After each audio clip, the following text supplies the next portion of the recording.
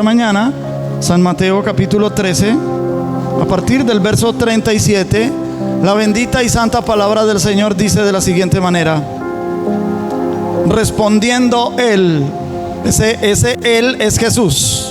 Respondiendo él les dijo: el que siembra la buena semilla es el Hijo del Hombre.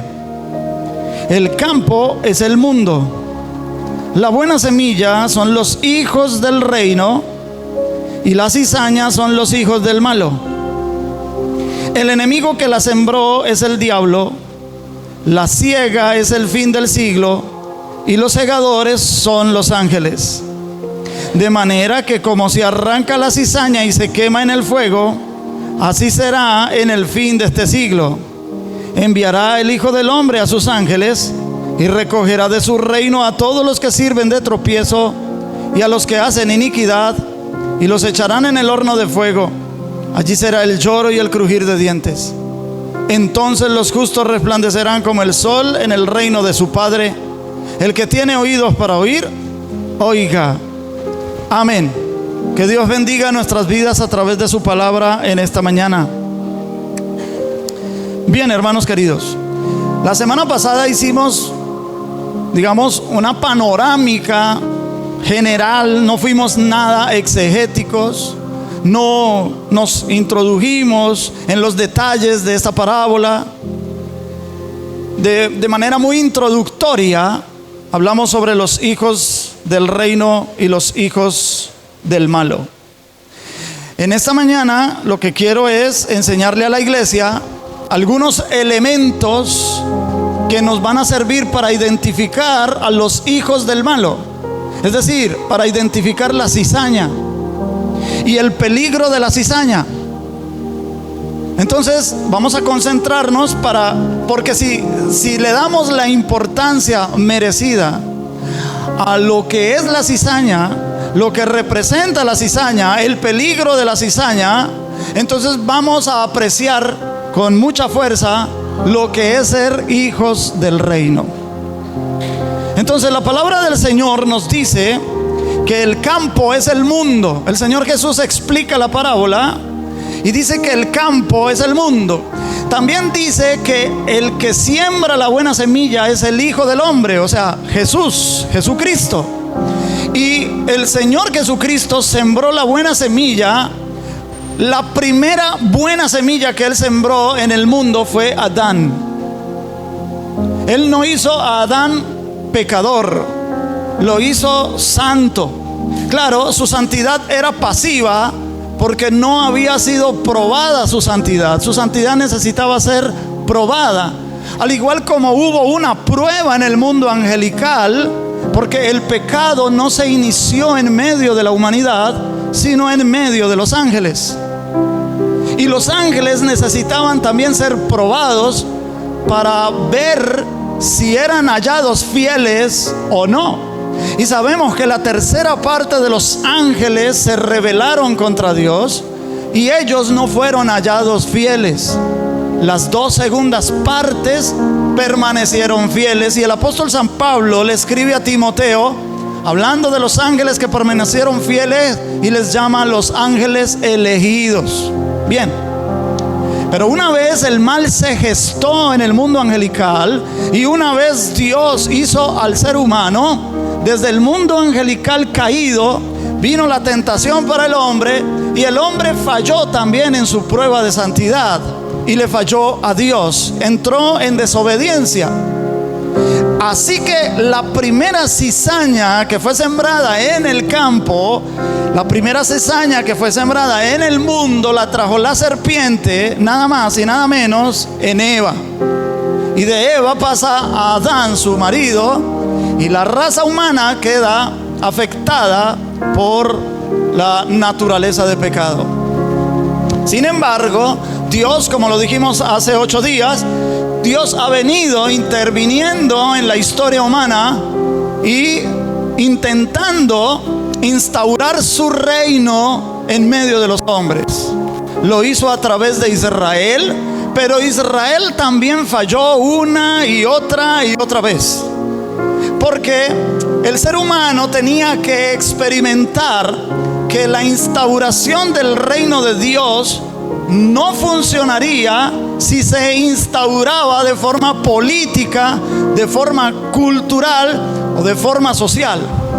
Así que la verdadera instauración del reino de Dios viene a través de la obra principal de Cristo en la cruz del Calvario, para que todo aquel que en Él cree, dice la Biblia, no se pierda, sino que tenga vida eterna.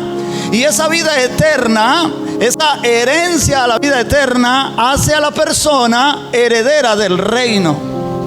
Pero el reino se instaura primordialmente en el corazón de los hombres, en el nivel espiritual. El reino de Dios tiene su avance en los seres humanos desde el espíritu del ser humano. Dios espera que el ser humano que le ha recibido, que ha creído en Cristo como Salvador, permita que ese reino, esa obra de Dios en su espíritu trascienda al alma. Y finalmente, cuando el Señor regrese, el cuerpo también participará de eso, porque el cuerpo será transformado.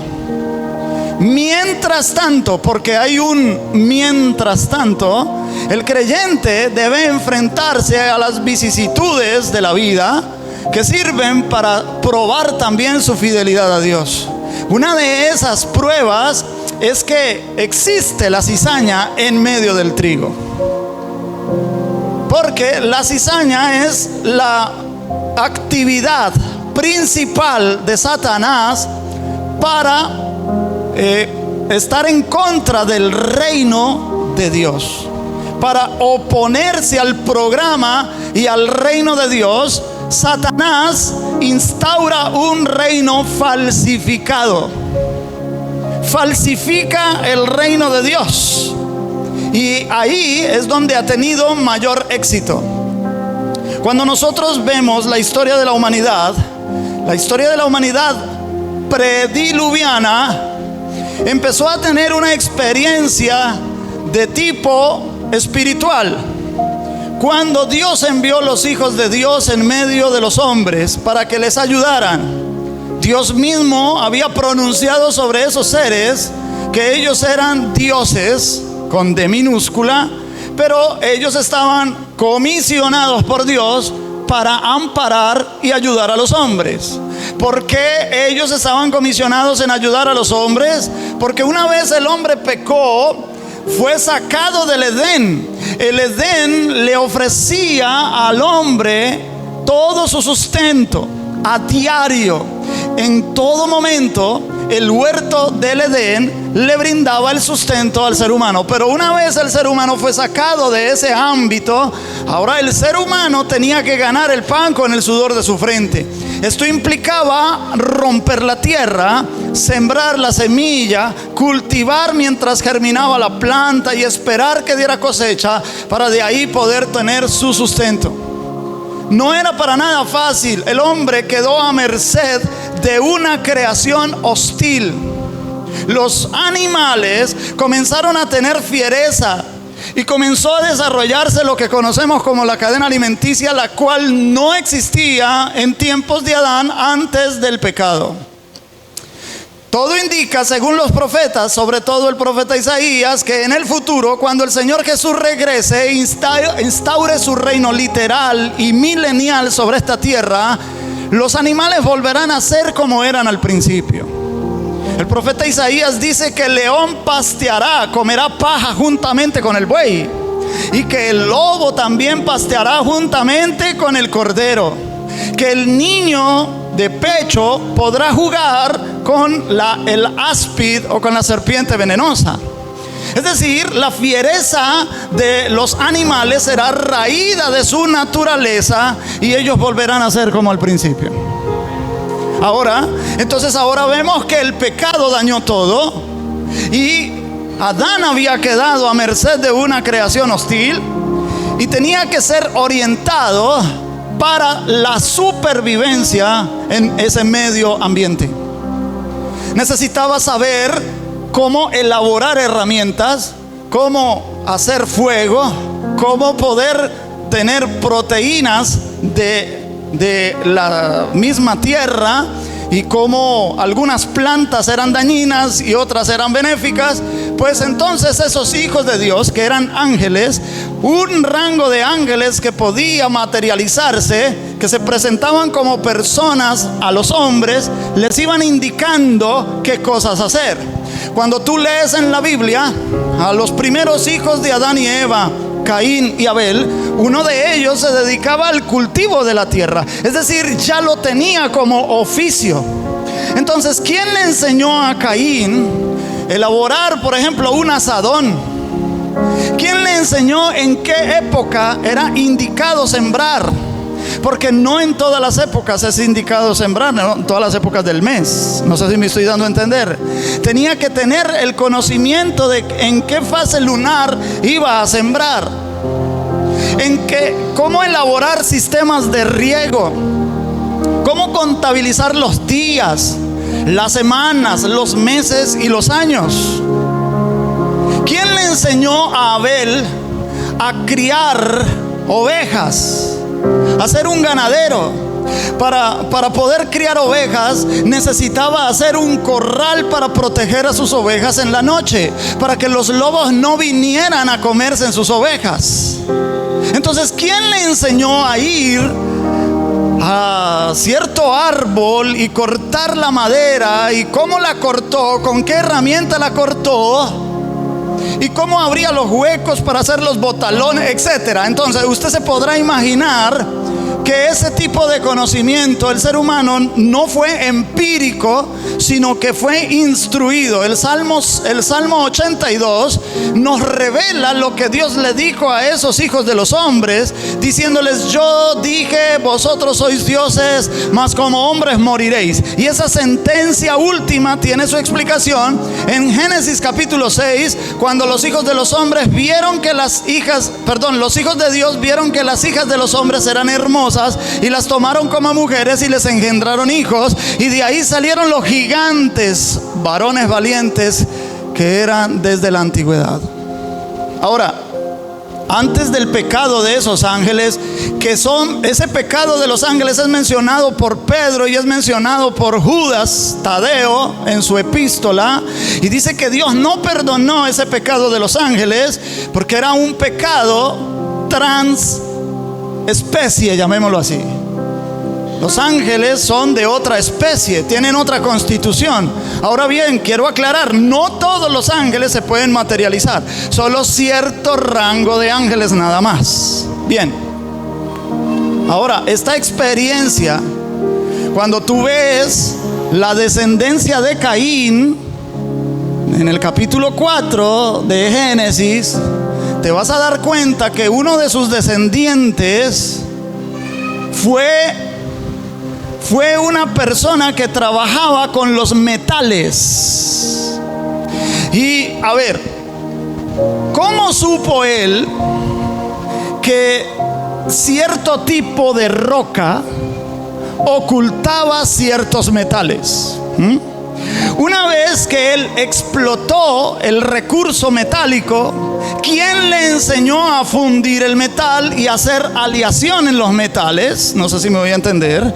¿Quién le enseñó a hacer la forja? Es decir, hacer fuego y calentarlo a temperatura tal que pudiera derretir el metal. ¿Quién le enseñó a hacer el crisol? El crisol es la vasija, el recipiente donde se echa el metal para que se derrita. Y el metal se derrite, pero el crisol no. ¿Quién le enseñó eso a este hombre apenas 6 generaciones después de Caín? Otro de sus descendientes se dedicó a hacer instrumentos musicales. Otro se dedicó a hacer tiendas de campaña. Usted sabe hacer tiendas de campaña en una época tan primitiva. ¿De dónde sacaba las fibras? ¿Cómo sacaba las fibras? ¿Cómo las tejía? ¿Cómo hacía la lona para que fuera resistente a la intemperie? Pregúntese, ¿quiénes trajeron ese conocimiento a los hombres? La Biblia dice que los ángeles, pero los ángeles se mezclaron con las mujeres. Y este grave pecado trajo el castigo del diluvio. Y después del diluvio aparecen el primer poderoso sobre la tierra, llamado Nimrod, descendiente de Canaán. Canaán era el último hijo de Cam. Ustedes recordarán que Noé tuvo 3 hijos: Sem, Cam y Jafet.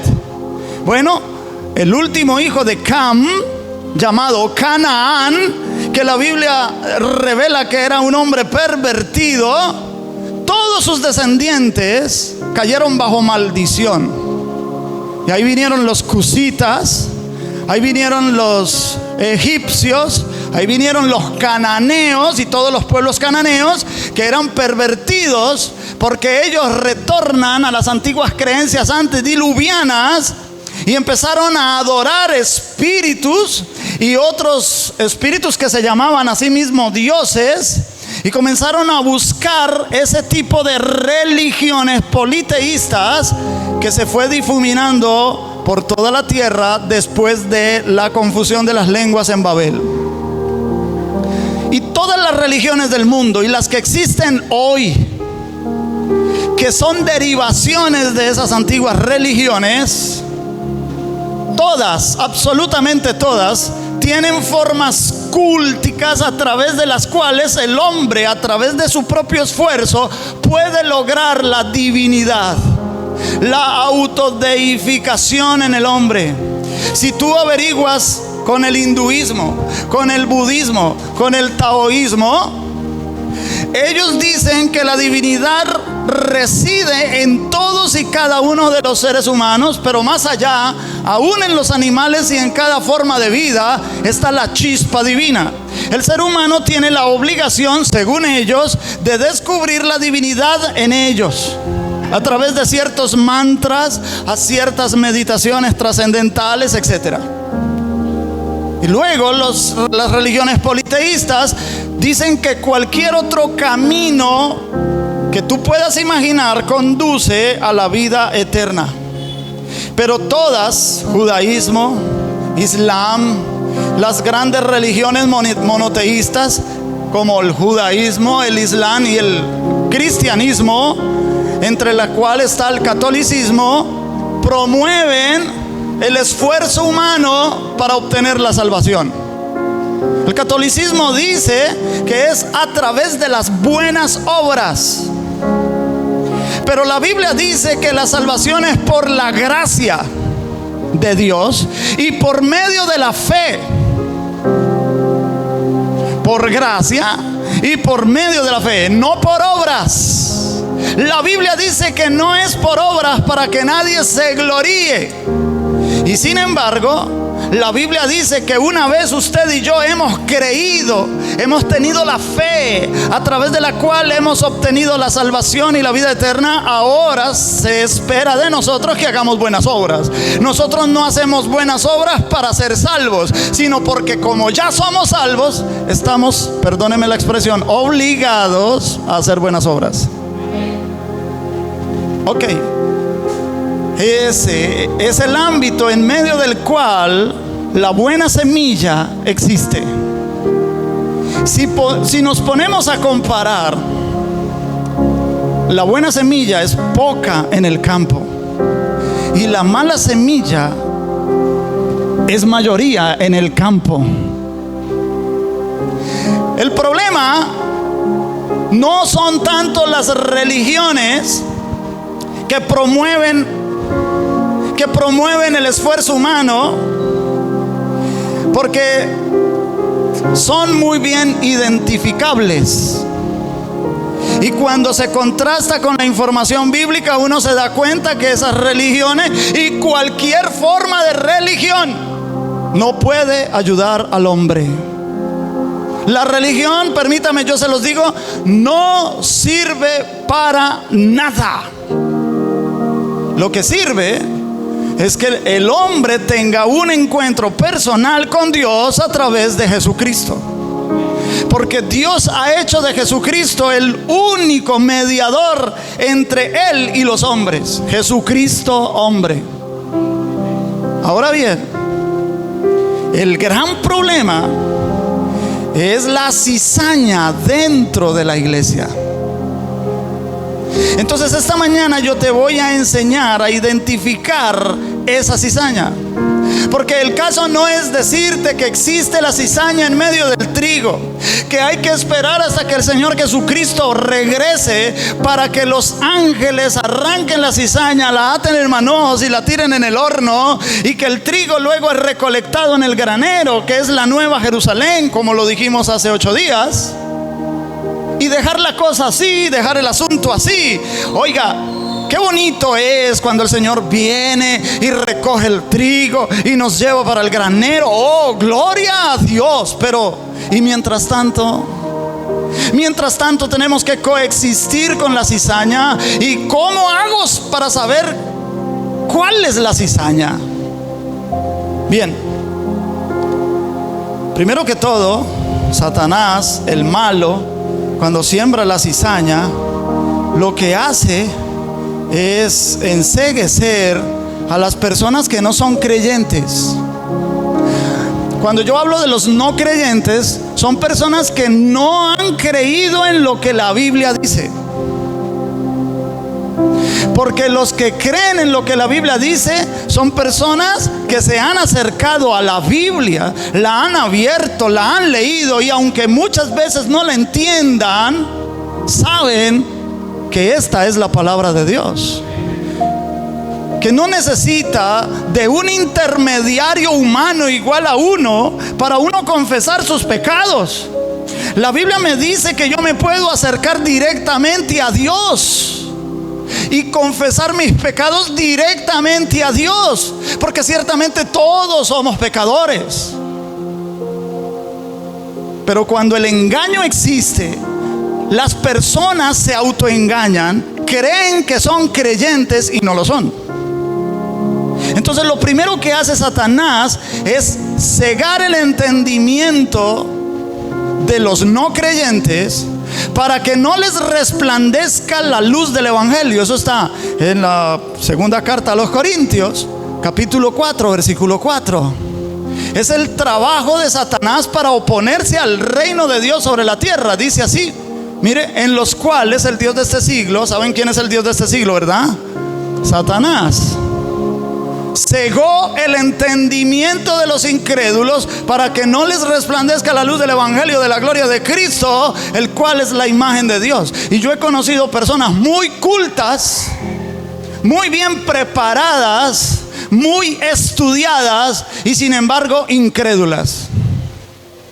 Y uno dice, pero ¿por qué, si esta persona tiene una gran capacidad cognitiva, tiene una gran capacidad intelectual, cómo es posible que no entienda el evangelio? Pues no lo entiende porque el Dios de este siglo cegó su entendimiento. ¿Cuál es el trabajo de nosotros, hermanos? Orar por ellos, para que Dios quite toda venda de su intelecto y la luz del evangelio pueda resplandecer en ellos, así como resplandeció en nosotros un día. Pero el problema está en relación con los creyentes. A los creyentes, Satanás tiene 3 áreas en donde ataca al creyente, y una de ellas es para que el creyente se conforme a las estructuras sociales. Por ejemplo, en Tesalónica existía el problema de una abierta oposición al evangelio. A Pablo le tocó salir huyendo una noche. Los hermanos de Tesalónica, los poquitos que habían, lo descolgaron por un muro en una canasta para que pudiera huir, porque lo iban a venir a linchar. Pero esta oposición no provenía del gobierno, sino de la sociedad. Una sociedad que rechaza el evangelio. Déjame decirte que cuando yo inicié el ministerio para servir al Señor de tiempo completo, yo inicié como predicador itinerante, y yo recorrí gran parte de este país predicando el evangelio. Pero me di cuenta que hay zonas, lugares, departamentos de este país en donde se rechaza más abiertamente el evangelio que en otras partes. Por ejemplo, en los departamentos más tradicionalistas, en Antioquia, el eje cafetero, Boyacá, hay más resistencia al evangelio que, por ejemplo, en la costa o en los Santanderes. o aquí abajo en el Tolima y en el Huila se recepciona mejor el evangelio que en las regiones más conservadoras y más tradicionalistas. Y entonces hemos podido constatar esto de primera mano. Entonces el creyente que hay en medio de una cultura tradicionalista tiene la tendencia a acomodarse. Es un creyente, pero se vuelve cobarde. Se vuelve cobarde porque la mayoría de su entorno es tradicionalista. Porque la mayoría de su familia sigue siendo tradicionalista. Y la tradición no nos salva, mis queridos hermanos. Una segunda área es que Satanás tienta a los creyentes a encubrir su propio egoísmo. El caso de Ananías y Zafira. El pecado de Ananías y Zafira fue no extraer parte del dinero que ellos habían prometido para la iglesia, porque ellos fueron los que prometieron. No se les estaba obligando a dar. Ellos prometieron algo y al final no dieron lo que habían dicho. El problema, el verdadero pecado fue que cuando se les preguntó, el apóstol Pedro le pregunta a Ananías: hermano, estaba en tu potestad hacer lo que tú quisieras con tus cosas. Solo respóndeme una cosa: ¿fue en eso lo que tú vendiste tu heredad? No, yo la vendí en tanto.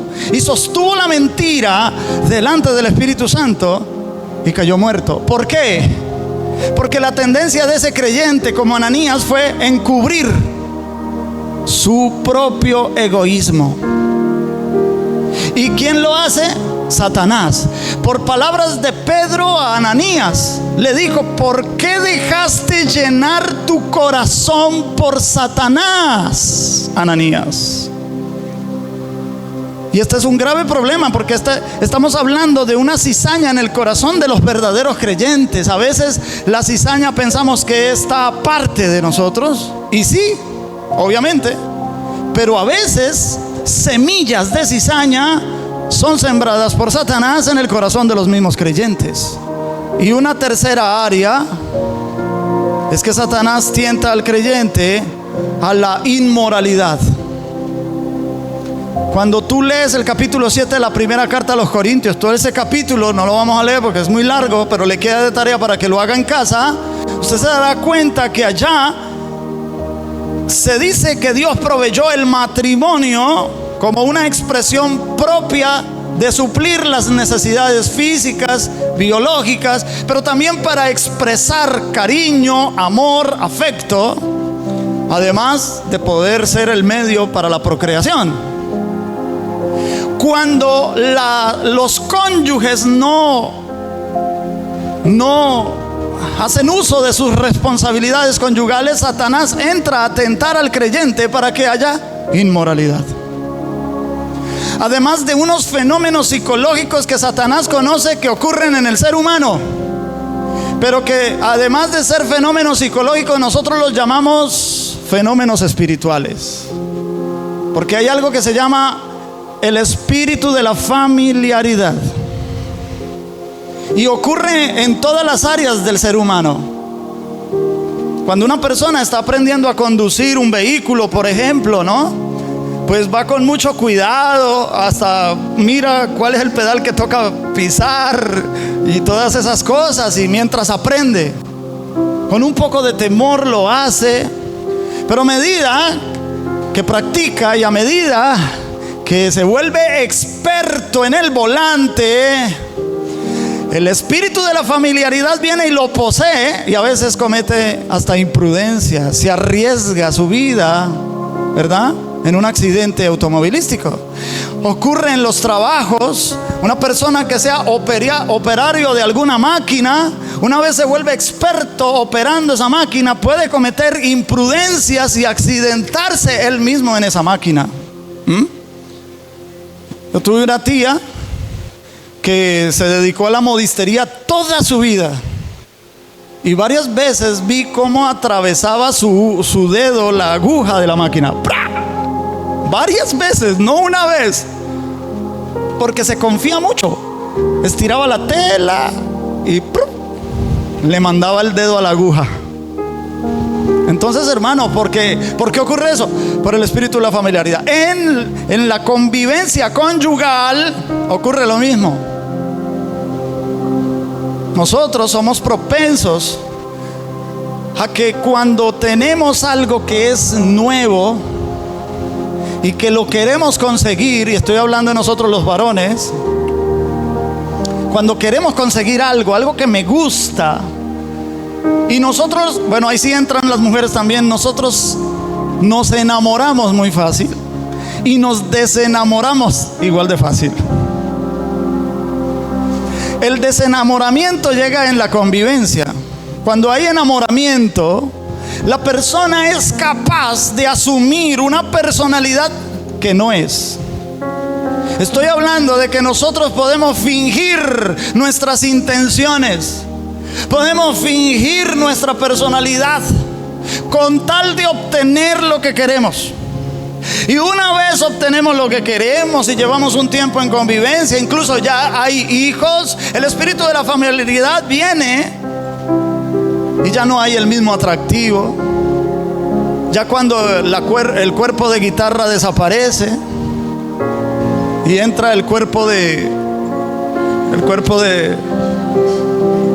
contrabajo, de violonchelo. Ya a nosotros nos sale el tambor, nos despejamos, nos desentejamos y se pierde el atractivo. Y ya no luchamos lo mismo que lo luchábamos antes. ¿Se acuerdan ustedes cuando el novio llegaba por la novia porque la había invitado, qué sé yo, a comer algo, a llevarla al cine? Y entonces llegaba ya a la casa y salía algún familiar de la muchacha y decía: ay, por favor que la espere 2 minuticos. 2 minuticos se convertían en media hora. Pero el novio era paciente, tranquila, tómate tu tiempo. Yo te espero toda la vida si fuera necesario. Y ella por allá alistándose oye eso y dice: ay. Pero ya cuando están conviviendo, tienen hijos y tienen que ir para la iglesia, ¡apure ahora que vamos a llegar tarde! ¡Por su culpa! Cuando era novio dice: qué bonito ese lunar que tienes en la boca. Y después de casados, mira a ver si se opera esa verruga, hola. Sí, pasan cosas como esas por el espíritu de la familiaridad. ¿Ve? Entonces hay fenómenos psicológicos y espíritus que atacan a los creyentes. Pequeñas semillas de cizaña en nuestra alma. Y la iglesia está sufriendo hoy día, y está sufriendo mucho. Voy a citar 7 elementos para identificar la cizaña dentro de la iglesia. Número 1, el sincretismo litúrgico. Orar en determinada posición. Yo he ido a congregaciones en donde he visto a los hermanos voltear la silla para quedar arrodillados dándole frente al altar. Consideran, no sé si es que se les ha enseñado así, o consideran ellos por su cuenta propia que es correcto hacerlo, porque si deja la silla como está y se arrodilla, le estaría dando la espalda al altar, y sienten que está mal. Pero en la Biblia en ninguna parte dice eso.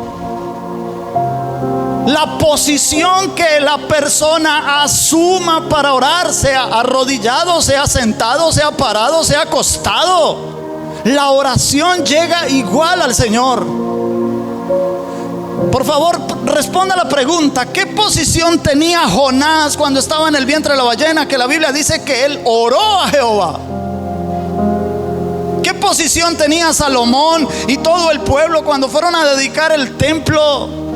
¿Arrodillados? ¿Postrados? No, dice, estaban de pie. ¿Qué posición pudo asumir el Señor Jesús en la cruz del Calvario cuando estaba clavado en esa cruz y oró al Padre diciendo: Padre, perdónalos porque no saben lo que hacen? No podía darse la vuelta para dar la cara a Jerusalén o arrodillarse, pero su oración fue escuchada. Lo mismo que la oración del malhechor que se arrepintió: acuérdate de mí cuando vengas en tu reino. Eso es una oración y fue atendida de inmediato.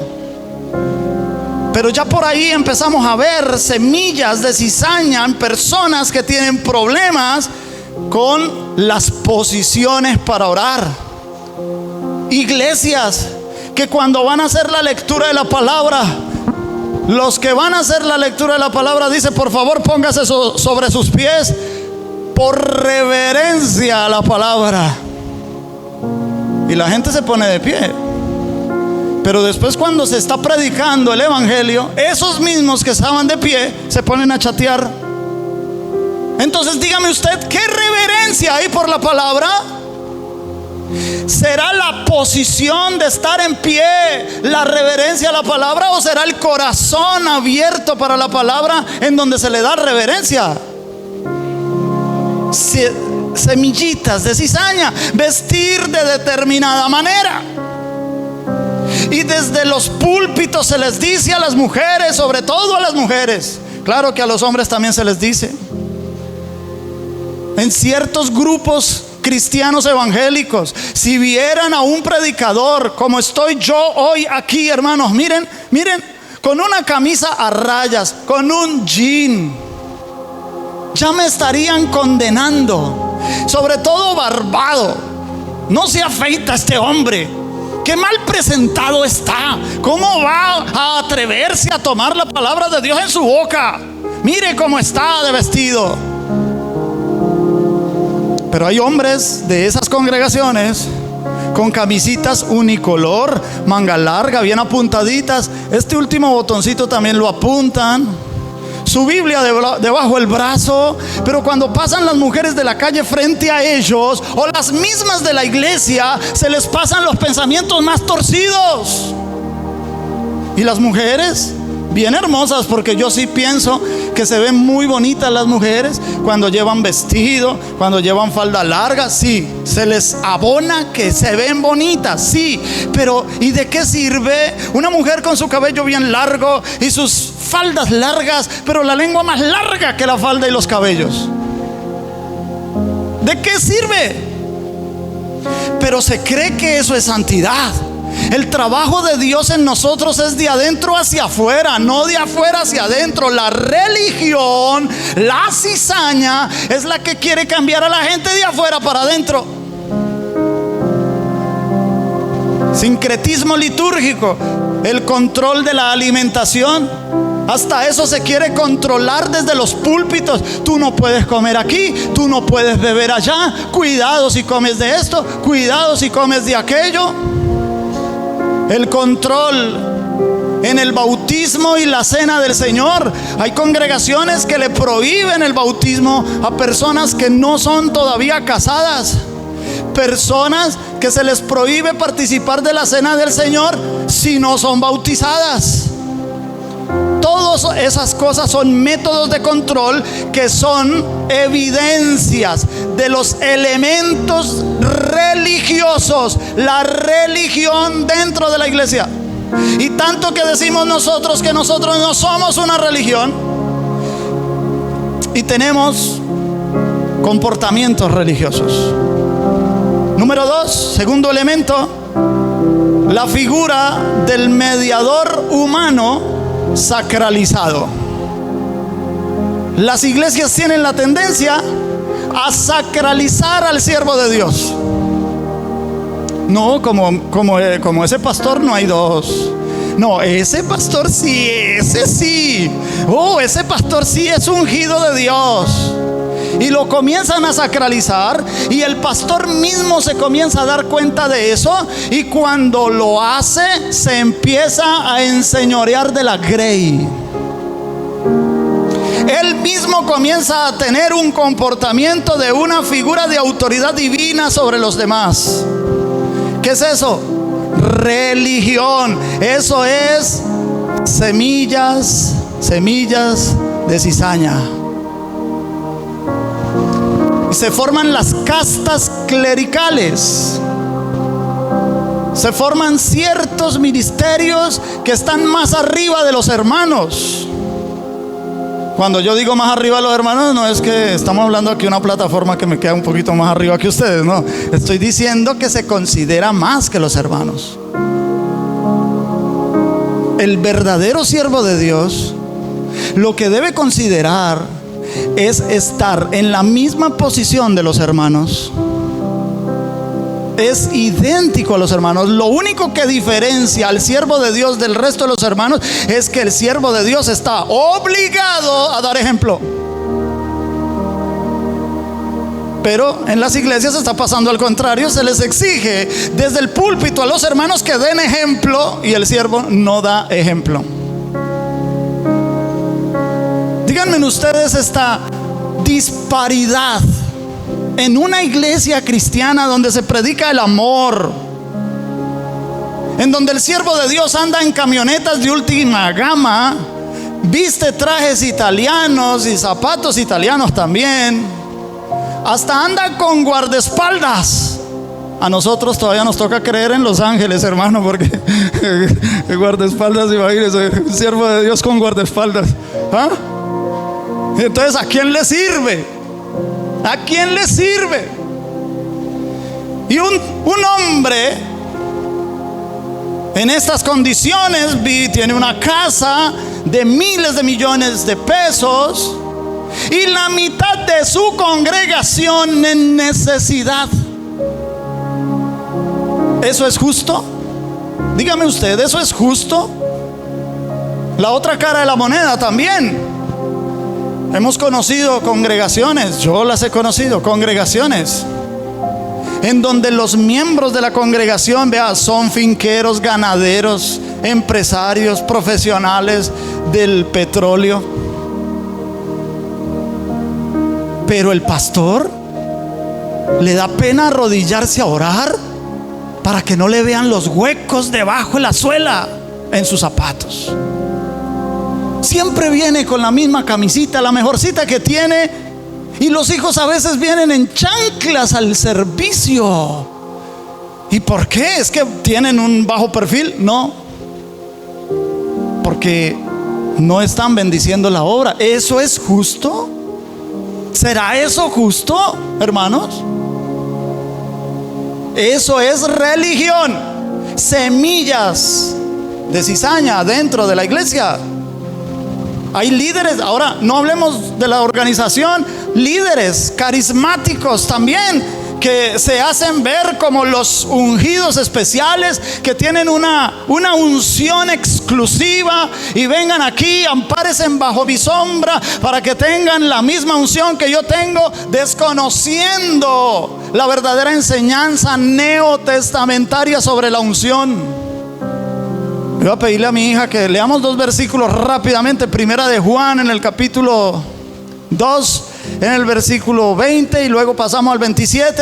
Aquí el apóstol Juan le escribe no a una iglesia, atención, aquí no le escribe a una iglesia, le escribe a un conjunto de iglesias. Esta es una carta que circulaba por varias iglesias, que se conoce como la comunidad juánica, y dice allá: pero vosotros, ustedes, tenéis la unción del Santo y conocéis todas las cosas. Verso 27. Miren esto. 27. Pero la unción que vosotros recibisteis de Él, de Dios, permanece ¿en quiénes? En mí, que soy el apóstol Juan. No, en vosotros. Entonces, la primera señal de un líder religioso que tiene la intención de controlar a los hermanos es decir: yo soy el que tiene la unción, cuidado con tocar al ungido, y cosas como esas, hermanos queridos. Yo estoy tratando de quitar algunas vendas de los ojos, porque ese comportamiento lo vemos muy seguido en las iglesias. Incluso hay líderes que son capaces de determinar el destino de los demás. El otro día por televisión, un canal cristiano, me detuve a escuchar a un pastor que estaba predicando y él decía: miren, las parejas que vienen a esta iglesia, que no son casadas, no les podemos impedir el ingreso a este lugar, pero lo que no le podemos garantizar es su salvación. Por Dios bendito, ¿qué tan atrevido es él garantizándole la salvación a los demás? ¿Qué hizo él por la salvación de los demás? ¿Qué hizo? ¿Cómo se atreve a decir que no le puede garantizar la salvación a la gente porque no son casados? Todo esto son métodos de control religioso dentro de las iglesias cristianas. Las autoridades que ellos reclaman tener son incuestionables, aunque se equivoquen. Nadie puede decirles nada. Hay que identificar eso, hermanos queridos. Y si ustedes, el Señor, en su voluntad, los tiene de llevarlos a otra parte, quizás se trasladen de ciudad y tengan que buscar una iglesia cristiana. Fíjense en estas cosas. Tercer elemento, ya voy terminando. Dije que 7 y apenas voy en el tercero. Manipulación emocional mediante el miedo, la culpa, la superstición, miedo a los espíritus o a la muerte y al infortunio social. Entonces esos líderes usan, líderes cristianos, que no estoy diciendo que no sean trigo. Estoy diciendo que ellos han dejado que la misma cizaña esté en el corazón de ellos. Esos líderes usan el miedo, diciéndole a la gente que pueden perder su salvación si se van de esta iglesia, que entran bajo maldición si se van de esta iglesia, que entran, que se secan si se van de este ministerio. Nadie me lo ha contado, yo mismo lo he escuchado de labios de algunos siervos de Dios. Miedo, miedo y miedo. Y las personas van a la iglesia por miedo. El día que falten a un culto, espérate que el próximo sermón del próximo domingo, el pastor va a usar toda su artillería en contra de esos infieles que no vienen a la iglesia. ¿Quién sabe si son convertidos? Conviértete, arrepiéntete, hijo del diablo. Dicen así a los hermanos. Y los hermanos van, toca ir. Así estés enfermo, estés trasnochado de haber trabajado toda la noche, no importa, mi hijo, vaya para hacer acto de presencia, para que el pastor no la emprenda contra ti el próximo sermón. Métodos de control, cizaña dentro de la iglesia. ¿Se da cuenta? Cizaña no son solamente los hijos del malo, que sabemos fácil identificarlos, los que hacen el mal, los violadores, los ladrones, los secuestradores, los violentos. En el mundo es ese tipo de cizaña. Sabemos que existe, están ahí y lo sabemos identificar, pero el problema es saber identificar la cizaña que está dentro. Ahora, la dinámica del evangelio es muy contraria a este elemento de engaño. Porque es un elemento de engaño. El mensaje bíblico sí contiene advertencias, claro que sí. Advertencias tales como: si tú no sirves bien al Señor, va a venir el Señor, que es tú, Señor, y te vas a tener que enfrentar a su juicio. Y Él te va a decir: ¿qué hiciste con el talento que yo te di? A ver, ¿qué hiciste con el talento que yo te di? Señor, tuve miedo y lo oculté, pero aquí te lo regreso intacto. No me lo robé, no me lo malgasté, no me fui para el cine con mis amigos. Te lo devuelvo, Señor. ¿Qué dirá el Señor a ese siervo? Siervo malo, hubieras dado eso aunque sea a los banqueros, y me hubieras dado aunque sea algo de resultado.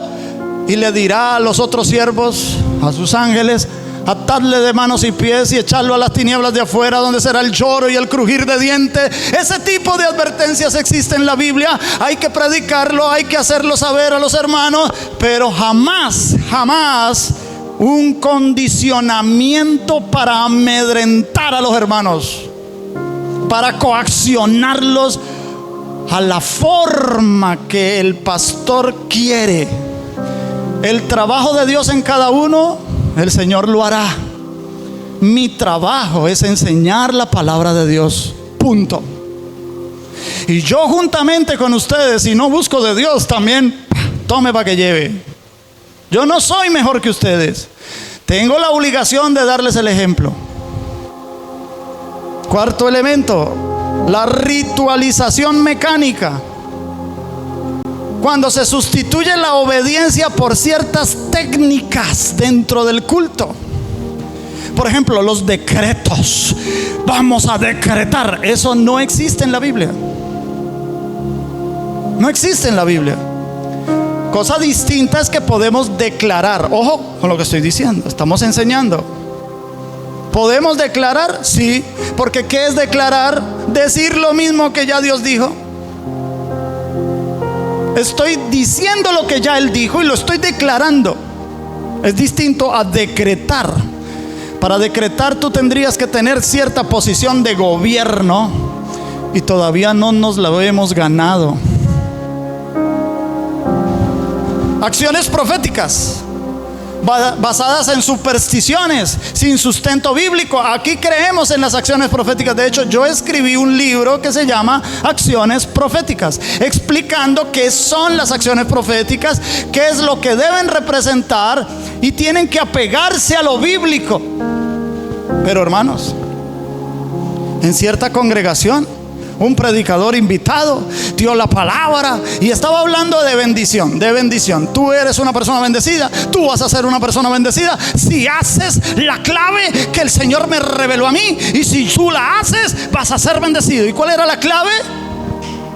Sacó de su bolsillo unos sobres y lo abrió en abanico y dijo: tengo 30 sobres en mi mano. Solamente tengo 30. Si usted se queda sin sobre, qué pena, te quedas sin la bendición. Hermano, miren, la gente corría rápido y le arrebataban esos sobres a ese predicador. Meta en ese sobre una ofrenda. Vamos, una ofrenda, ¿verdad? Pero no cualquier ofrenda. Y si tú no tienes... Bueno, y empezó el hombre a promover ofrenda. ¿Y saben qué? Como se quedaron unos cuantos sin sobre, le dijo el pastor: pastor, ¿tiene más sobres? No, no vamos a dejar a estos hermanos sin la bendición. No, más sobres, más sobres. Una vez recogió los sobres, los puso como en una canasta, llamó al pastor de la iglesia, llamó a la pastora de la iglesia, llamó a los líderes de la iglesia, los hizo que se tomaran en la mano alrededor de esa canasta llena de sobres con dinero, y comenzaron a hacer como un cierto ritual alrededor del dinero, como si fuera el becerro de oro en el Éxodo. Lo único que quieren es dinero, plata, y lo sacan de la mejor manera, que son especialistas para hacerlo. Y la gente por la bendición automática, porque creen: yo doy mi sobre y Dios automáticamente mañana me bendice. Porque esa es la falsa promesa que se les hace. ¿Qué es eso, mis amados hermanos? Cizaña dentro de la iglesia. También hay rituales de conquista,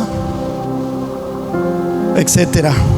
Voy avanzando, ya termino. Quinto, la centralidad del poder.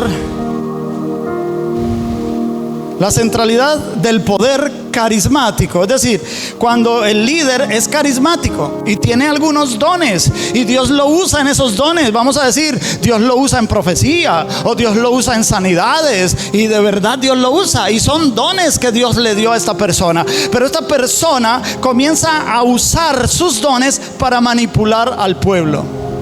Y comienza a hablar de que él ha tenido visiones y que Dios le dio sueños y que Dios le dio señales, y comienza a decirle eso a la iglesia en vez de enseñarle la Biblia. Y la iglesia se comienza a mover detrás de las visiones de ese líder, y ellos interpretan como Dios lo usa, debe ser que él tiene una excelente relación con Dios, entonces así todo lo que él diga yo haré. Y vamos como becerritos, como corderitos detrás de él, sin saber si nos está engañando. Porque, hermano, la Biblia dice: sea todo hombre mentiroso, solamente Dios es veraz. Cualquier líder eclesial te puede engañar, me incluyo. Yo te puedo engañar, y si algún día lo hago, tendré que brindarle cuentas a mi Dios. Y soy consciente de eso y procuro no hacerlo. Mi esposa hace un momento preguntaba a los hermanos: ¿se les ha pedido algo a los hermanos? No, porque en eso soy muy celoso. ¿Y sabes qué? Dios ha sido tan bueno y ha movido los corazones que ha tenido que mover. Ha sido muy bueno, sin cargar a la iglesia. Que Dios me guarde algún día yo hacer alguna cosa por dinero. Y el día que yo sienta necesidad, yo tengo a quien pedirle, hermanos, y Él me ha suplido todo. Hasta aquí Él me ha ayudado. Dios me guarde de algún día manipularle a usted para sacarle dinero a expensas de que me sé 2 o 3 versículos más que usted. Y el día que usted sienta que yo esté haciendo eso, le aconsejo: salga corriendo, no se quede más aquí. Soy un engañador igual que los demás. Le pido al Señor todos los días de mi vida que me guarde de eso, porque yo sí me quiero presentar allá el día que Él regrese y que Él me diga: ay, Carlitos, siervito, en lo poquito me fuiste fiel, sobre lo mucho te voy a poner. Aunque sea una diademita, hermanos, yo digo, lo digo siempre con una risa en mi boca: una diademita. Estoy trabajando, no por mi salvación, porque ya me la dio el Señor. Estoy trabajando para que el Señor al menos merezca yo una diademita en el reino. Y yo quiero que usted también lo haga. Que cuando nos veamos allá, hermano, yo tenga que decirle a usted: uy, hermano, espéreme, quito mi diademita y la pongo en el suelo, como los 24 ancianos quitan su corona delante del Señor, porque es una autoridad mayor, y yo tenga que quitar mi diademita delante de usted. Uy, hermano.